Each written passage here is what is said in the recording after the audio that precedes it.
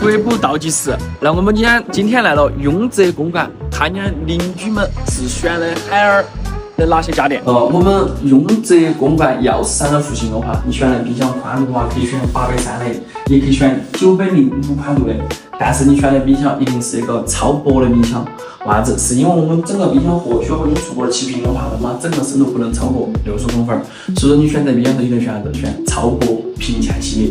同时的话，还没有做了，还在做水电微改的基础，把你这个冰箱后面电源一定把它改成嵌入式的，那么你冰箱就和你出锅完全齐平了。这个是我们另一副的钥匙山的，它一直用的是我们一个482的超薄平嵌冰箱，所以说用这个过来，邻居们你都晓得，你选冰箱一定选平嵌，选超薄的，整体厚度不能大于60公分。